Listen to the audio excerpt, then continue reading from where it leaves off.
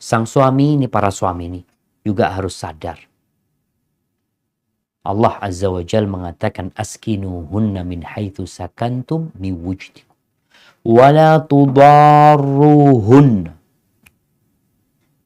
Tempatkan istri-istri kalian di rumah-rumah, di tempat tinggal yang sesuai dengan kemampuan kalian. Jadi istri itu punya hak tempat tinggal. Wala tudarruhunna, jangan membahayakan mereka.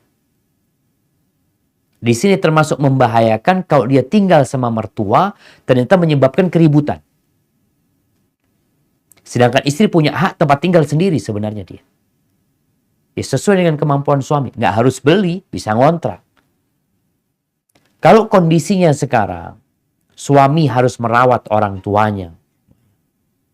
Yang kadangkala, ya orang tuanya sudah sepuh, sudah sakit-sakit dan tidak ada yang mau merawatnya. Mau tidak mau suami harus merawat orang tuanya. Tinggal sekarang bagaimana istri kita. Kalau ternyata dia kayaknya anak nggak mau, anak takut ribut lagi ini itu diterima alasan itu sebenarnya. Terus kalau memang dia wajib merawat orang tuanya, ya nikah lagi. Itu salah satu solusi. Kalau memang istri nggak mau, sedangkan sang suami punya kewajiban untuk merawat orang tuanya, dia katakan, ya kalau gitu aku akan nikah lagi dengan seorang wanita yang siap untuk tinggal bersama orang tuaku. Jadi ada kesepakatan sebelum pernikahan tadi.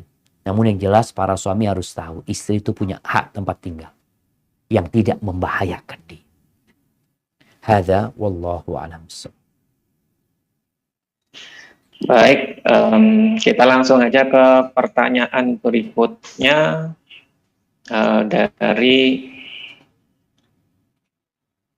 dari Bapak Tony Suherman. Assalamualaikum Ustadz. Waalaikumsalam warahmatullahi wabarakatuh. Di surat Al-Baqarah ayat 187 tadi disebutkan, kemudian sempurnakanlah puasa sampai datang malam. Selama ini kita puasa hanya sampai maghrib. Apakah maksud ayat tadi kita harus menunggu sampai malam untuk berbuka puasa atau seperti apa? Terima kasih. Assalamualaikum. Nah, barakallahu fikum. Ahibati fillah. Kalau bicara puasa sampai malam, na'am. Thumma atimus siyam ilal lail. Sempurnakan puasa sampai malam hari. Kapan malam hari tiba? Tenggelamnya matahari. Jadi kalau bicara kapan malam tiba itu adalah ketika matahari tenggelam, siang itu selesai. Kita tahu siang dengan terbitnya fajar. Kita tahu malam dengan tenggelamnya matahari. Jadi maksud dari menyempurnakan puasa sampai malam, artinya sampai datangnya malam hari dengan tenggelamnya mentari, maka masuklah kita ke waktu malam. Seperti itu. Hadza wallahu a'lam bishawab. Baik, jazakallahu khair. Kita boleh ke pertanyaan berikutnya Ustaz ya? Tafadhal. Nah. Oke, dari luar Jawa lagi nih Ustaz. Pertanyaannya ini kelihatannya cukup mewakili kaum bapak-bapak ini. Jadi pertanyaannya gini, apakah secara syar'i suami boleh memberitahukan besaran gaji semuanya dan memberikan semuanya gaji itu ya, maksudnya ke istri gitu Ustaz? Fadhol Ustaz. Ahibati fillah. Yang pertama, para suami, ana ingin ngasih tahu para suami dulu. Sebelum bicara ngasih tahu besaran gaji. Suami itu kewajibannya bukan hanya kepada istri. Bisa jadi nih suami punya 2 istri. Bisa jadi punya 3 istri. Bisa jadi punya 4 istri. Jadi dia punya kewajiban memberikan nafkah. Jadi secara syar'i kewajiban suami adalah memberikan nafkah kepada istrinya. Bukan menceritakan nominal gaji dia. Tapi nafkah yang dia berikan kepada istrinya. Kemudian kalau mungkin istrinya 1. Tapi dia punya kewajiban berbakti sama bapak ibu. Dia punya kewajiban memberikan nafkah juga. Mungkin dia punya kakak beradik yang kurang mampu, yang perlu dia bantu. Mungkin dia punya keponakan-keponakan. Mungkin dia juga mau sedekah. Jadi tidak harus dia menceritakan gaji dia kepada istri. Bahkan kadangkala kalau istri ini dikasih duit semuanya, kecuali suami ini punya penghasilan lain. Gaji dia dari kantor, semua dikasih istri. Dia punya usaha lain. Artinya sebenarnya istri nggak tahu berapa uangnya suami. Karena kadangkala kalau antum sudah berikan kepada istri, lalu antum mau ambil untuk memberi kepada orang tua, itu kadangkala menimbulkan keributan. Kalau nggak ribut, kadangkala istri sakit hati. Bukankah lebih baik yang engkau berikan kepada orang tua, istri nggak tahu. Dan yang engkau berikan kepada istri, orang tua nggak tahu. Dan suami ketika hendak memberi orang tua, nggak perlu istri tahu. Bicara berapa yang kita berikan kepada istri kita, Allah Azza wa Jal berfirman, liyunfiq dhu sa'atin min sa'atih. وَمَنْ قُدِرَ عَلَيْهِ رِزْقُهُ فَلْيُنْفِقْ مِمَّا آتَاهُ اللَّهُ. Hendaklah seorang suami itu memberikan nafkah dari keluasan rezeki dia. Kalau banyak duitnya, kasih banyak sama istrinya. Tapi siapa yang disempitkan rezekinya, hendaklah dia memberikan sesuai dengan kemampuan dia. Jadi memberikan nafkah itu bukan sesuai dengan kebutuhan. Makanya kalau kebutuhan istri anak butuhnya cuma 3 juta Ustaz. Tapi gaji anak 100 juta. Antum kasih 3 juta? Ya enggak lah. Jadi sesuai dengan keluasan rezeki antum. Begitu pula kebutuhannya 3 juta, gaji suami cuma 2 juta. Ya dia mengatakan aku nggak punya untuk itu ya. Ya gimana kita hidup irit gitu. Jadi Islam yang benar-benar agama yang fair. Semuanya itu merasakan haknya. Dipenuhin kebutuhannya, tapi sesuai dengan kemampuan. Hada wallahu a'lam bishawab. Nah. Oke, waktu kita masih cukup lumayan panjang. Kita tawarkan kembali kepada jamaah yang berkeinginan untuk bertanya langsung. Silakan raise hand, kemudian open mic. Jadi kadangkala urusan rumah tangga ini malu mau tanya langsung. Karena dia hanya curhat rumah tangga dia. Ini pertanyaannya banyak sebetulnya ini. Jadi kita baca yang ini. Nah. Satu pertanyaan. Mohon ini. Bagaimana pandangan Ustadz? Saya memutuskan berpisah karena beliau sudah lama tidak bekerja dan memiliki tanggungan hutang di mana-mana. Beberapa tahun saya membantu melunasi, namun saya tidak sanggup untuk melanjutkannya kembali. Padahal Ustaz. Masya Allah. Nah, jamaah. Ini pertanyaan istri ya. Seharusnya suami yang bantuin istri, sekarang istrinya yang bantuin suami. Masya Allah. Istri yang baik nih. Apabila pasangan hidup tidak memberikan nafkah, apabila suami nggak bekerja dan tidak memberikan nafkah kepada istrinya, maka sang istri punya hak, kita katakan punya hak untuk menggugat cerai. Tapi nggak harus gitu. Ada istri-istri yang tahu suaminya baik, suaminya baik, Ustaz. Cuma memang ya dia kerjanya serabutan. Dia berusaha untuk memenuhi kebutuhan kita, tapi kadang-kadang yang dibawa sedikit, alhamdulillah Anda bisa membantu. Ini istri mempertahankan rumah tangga karena suaminya baik. Walaupun ada masalah di ekonomi. Kalau tadi, ibu yang bertanya ini, sepertinya suaminya nggak baik. Kalau dikatakan punya utang di mana-mana gitu ya. Buat apa dia berhutang? Padahal kita tahu Rasulullah SAW itu berlindung dari hutang. Berlindung, minta sama Allah perlindungan. Allahumma inni a'udzubika minal ma'thami wal maghram. Ya Allah, aku berlindung kepadamu dari dosa dan hutang. Kok ini utangnya di mana-mana gitu loh. Kadang-kadang utangnya riba. Untuk hal-hal yang kurang berguna. Dan di bab muamalah, Rasulullah SAW menyebutkan tentang orang yang terbaik. Ahsanukum qada'an. Orang yang terbaik di antara kalian adalah orang yang paling baik kalau bayar hutang. Jadi kalau tadi si penanya dia memilih berpisah, rasa nggak ada masalah kalau ternyata suaminya memang tadi tidak memberikan nafkah, tidak melaksanakan kewajibannya. Apalagi dikatakan dia banyak utang di mana-mana yang entah buat apa dia berhutang. Wallahu a'lam bishawab, tapi insya Allah itu tidak termasuk yang terlarang menggugat cerai. Barakallahu fikum. Fikum barakallah. Kembali saya menawarkan kepada jamaah sekalian yang ingin bertanya secara langsung interaktif, dipersilakan, barangkali masih ada. Kalau belum ada, kita ke pertanyaan berikutnya. Assalamualaikum Ustadz. Waalaikumsalam warahmatullahi wabarakatuh. Saya mau bertanya tentang pekerjaan saya. Saya pekerjaannya di bagian accounting. Di setiap perusahaan pasti melakukan pinjaman atau hutang dan ada bunganya.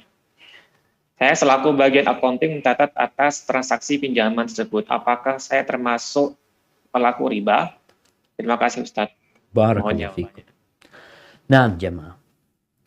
Rasulullah sallallahu alaihi wasallam melaknat akilar riba.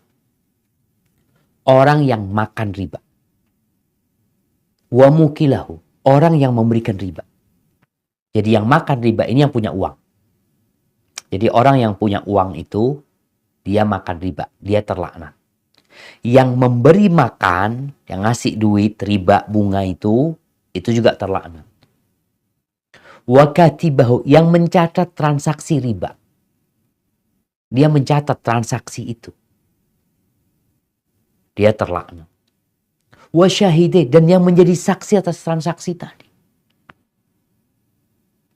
Kalau dia sekedar di perusahaan menghitung utangnya perusahaan, dia menghitung utang perusahaan, punya utang ini itu, utang ke sini ya, utangnya ke lembaga riba. Mungkin dia nggak masuk karena dia tidak ikut dalam transaksi tersebut.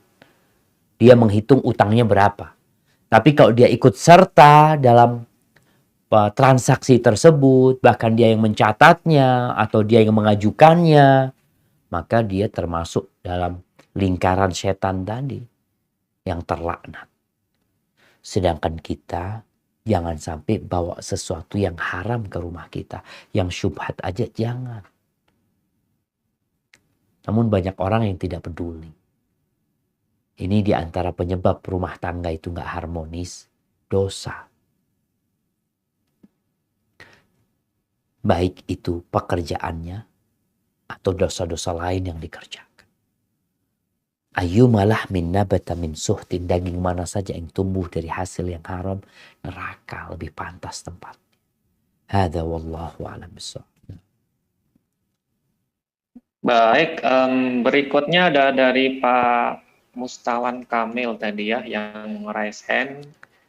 Silakan ke Pak Mustawan Kamil untuk open mic-nya terlebih dahulu dan bertanya langsung. Barangkali juga sekalian videonya kali ya, kalau berkenan. Fadol.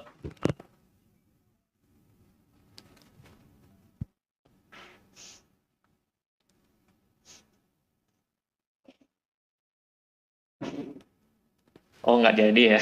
Masya Allah. Insya Allah. Kita ke pertanyaan berikutnya aja Ustadz. Dari siapa ini ya?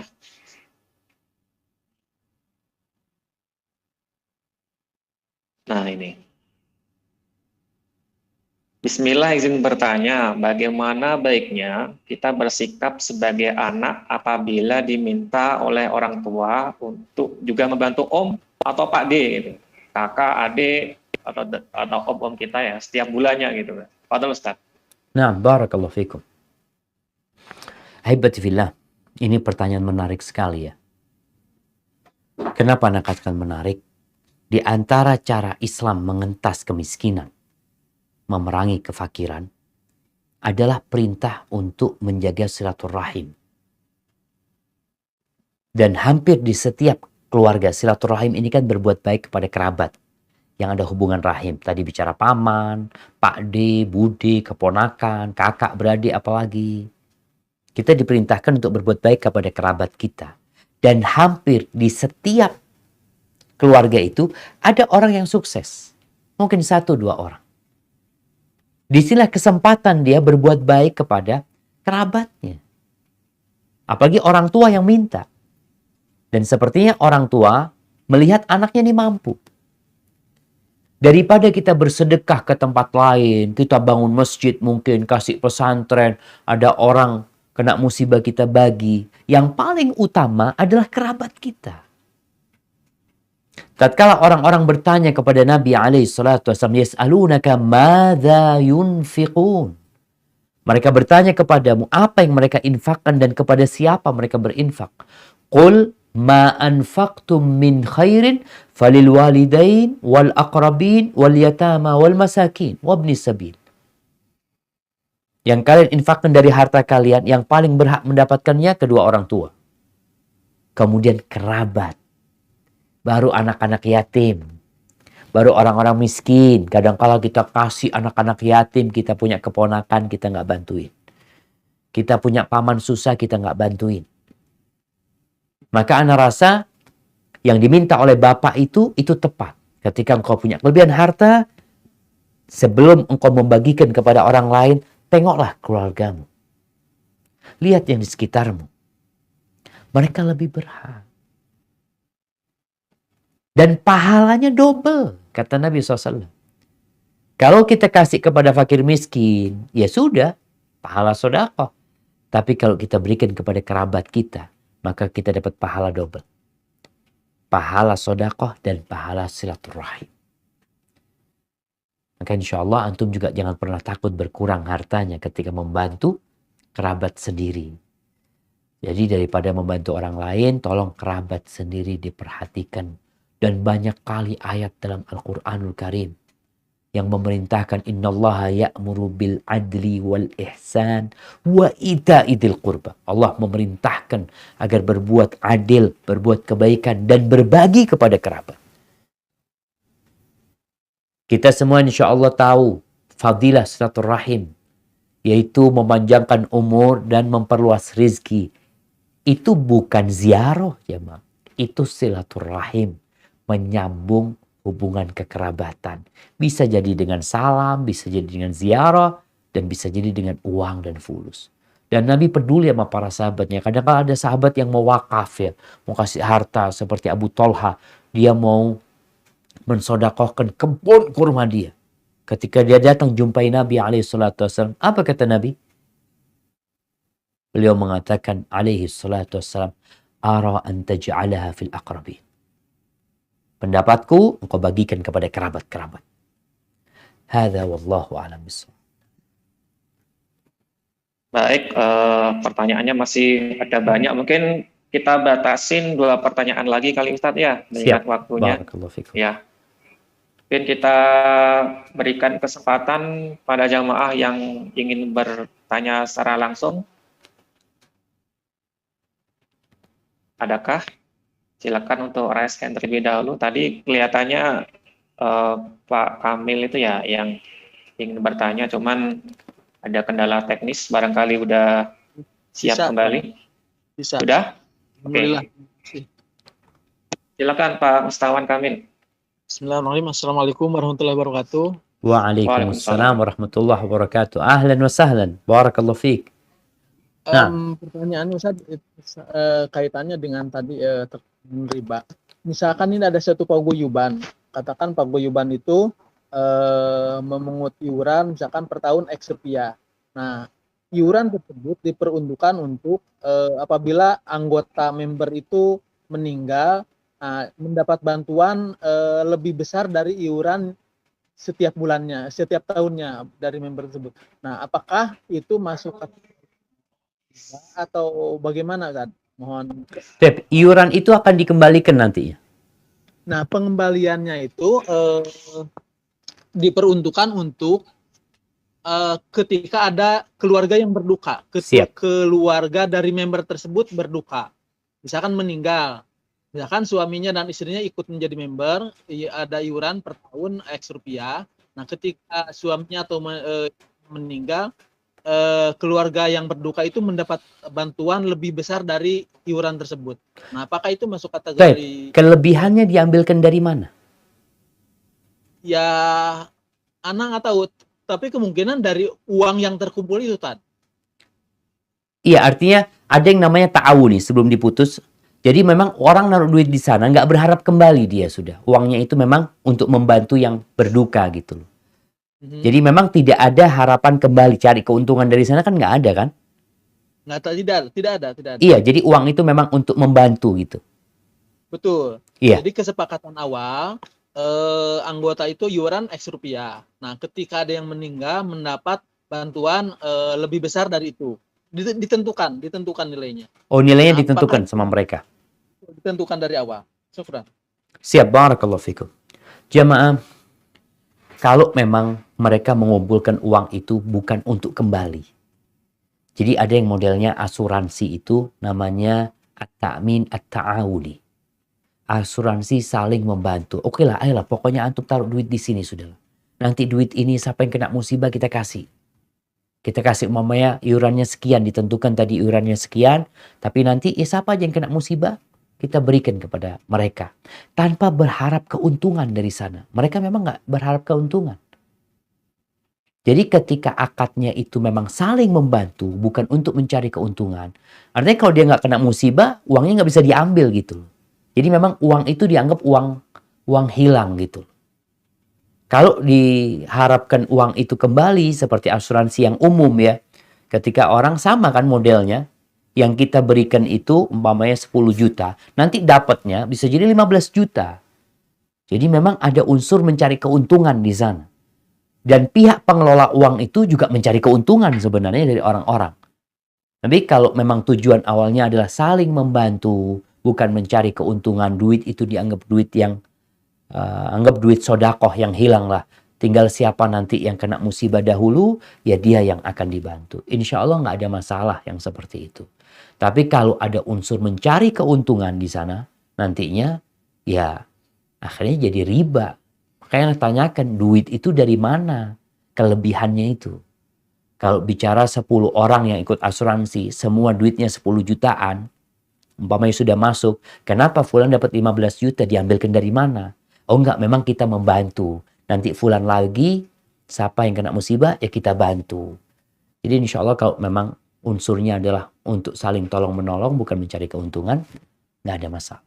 Hadza wallahu a'lam bishawab. Baik, satu pertanyaan terakhir, barangkali ada yang ingin bertanya langsung. Nggak ada kelihatannya. Kayaknya ada yang raise hand itu. Ada Husna.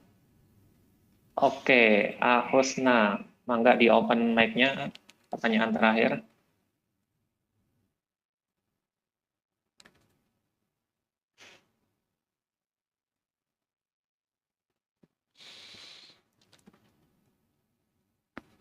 Tafadhal. Tafadhal.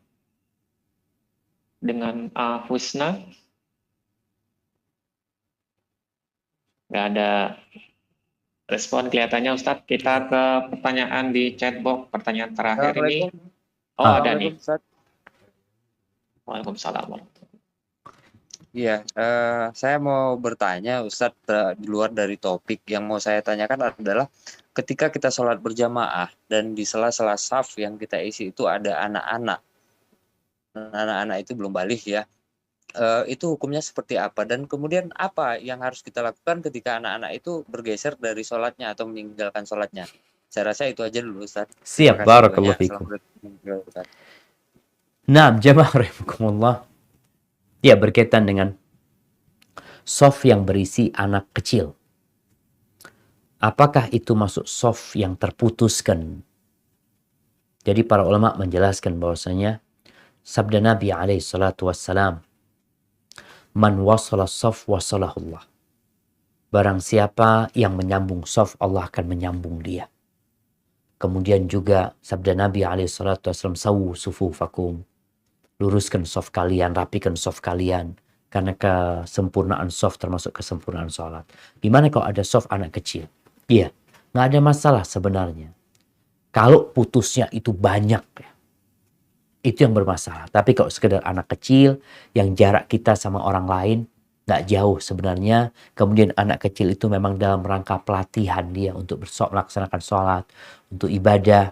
Maka insya Allah nggak ada masalah. Kalau dia pergi, berarti shaf itu perlu diisi. Namun kadang-kala seperti ini Ini juga pengalaman ana ya. Kadang-kala ana bawa anak ana sholat, ana taruh di sebelah ana. Tahu-tahu dia pergi.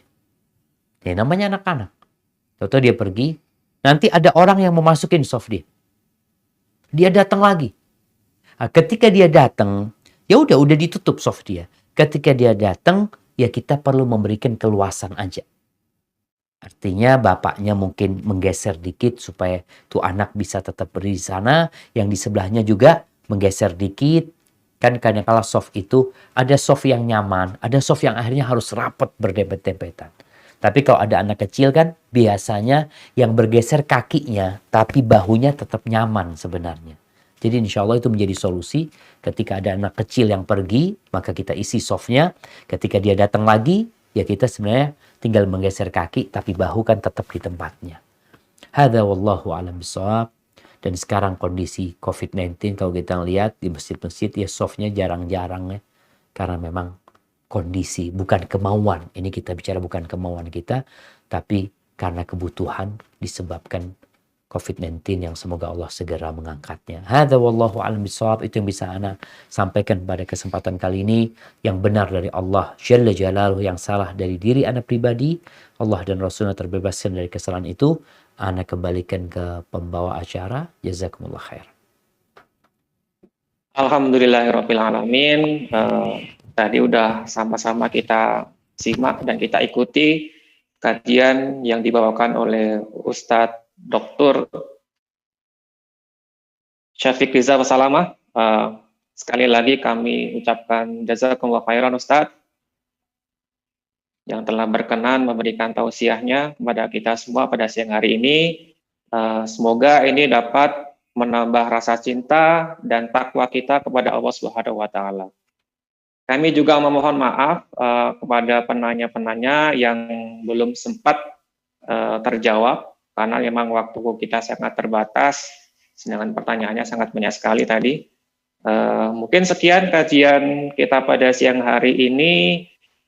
Kurang lebihnya kami mohon maaf. Barakallahu ajmain. Marilah kita tutup kajian pada siang hari ini dengan doa kafaratul majlis. Subhanakallahumma wa bihamdika asyhadu an la ilaha illa anta. Akhir kata, wassalamualaikum warahmatullahi wabarakatuh.